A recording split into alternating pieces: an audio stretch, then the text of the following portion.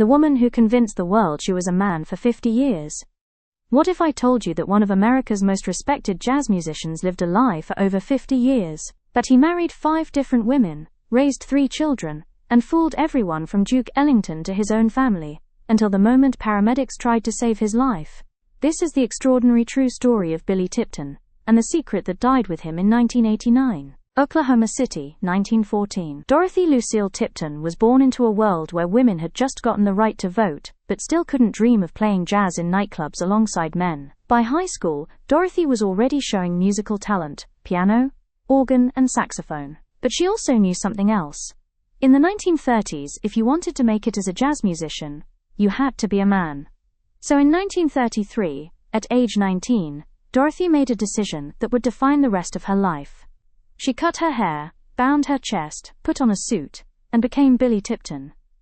What started as a career move would become a 50-year performance that fooled absolutely everyone. Billy's transformation was remarkably convincing.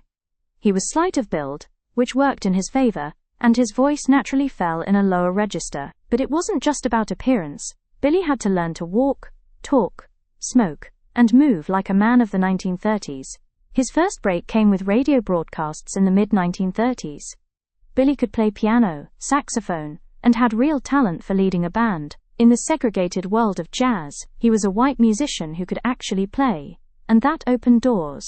But Billy quickly realized that living as a man meant more than just performing music. It meant dating women, maintaining relationships, and keeping his secret in the most intimate moments of his life. In 1934, Billy began his first serious relationship with a woman named Non Earl Harrell. For 8 years, they lived together as husband and wife. But how do you maintain intimacy while hiding your biological sex?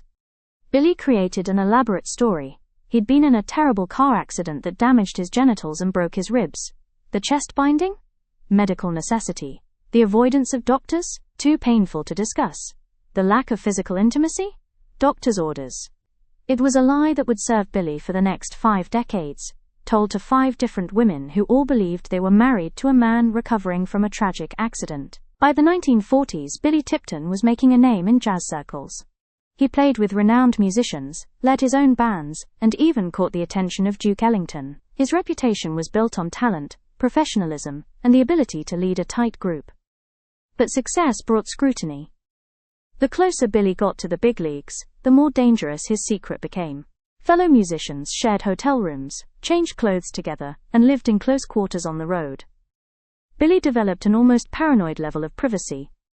He never undressed in front of others, always had his own room, and cultivated a reputation as a private guy who didn't like physical contact or horsing around with the boys.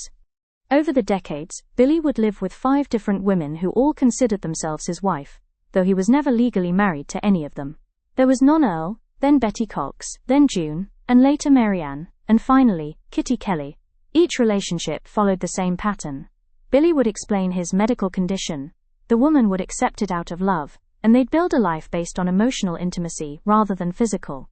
With Kitty Kelly, Billy even became a father, adopting 3 sons, John, Scott, and William. For nearly 2 decades, Billy lived as a devoted husband and father in Spokane, Washington, gradually retiring from music to focus on family life. By the 1970s, arthritis had ended Billy's performing career. He separated from Kitty around 1980, but remained close to his children. Billy spent his final years living quietly, working occasional jobs, and maintaining the same story he'd told for decades. But Billy was getting older, and the physical demands of maintaining his secret were becoming harder. He avoided doctors at all costs, even when his health began to decline. The fear of discovery outweighed everything else. On January 21, 1989, Billy Tipton collapsed in his mobile home in Spokane. His son William found him and called for help, despite Billy's protests not to involve anyone. As paramedics worked to save Billy's life, they made a discovery that shocked everyone present. One of them turned to Billy's son and asked, "Did your father have a sex change operation?" The son was confused. The paramedics were stunned. Billy Tipton, the man who had lived as a husband, father, and respected musician for over 50 years, was biologically female. Billy died that day, taking his secret to the grave. But the secret didn't die with him. Word spread quickly through Spokane's small community, then to the national media. The man who had successfully fooled everyone was about to become a tabloid sensation. The revelation destroyed Billy's carefully constructed life posthumously. His ex-wives were shocked. Some claimed they had suspected. Others were completely blindsided. His children struggled to understand how their father had kept such a monumental secret. The media treated Billy's story as a freak show. Talk shows, tabloids, and sensational news coverage focused on the deception rather than the remarkable life Billy had built.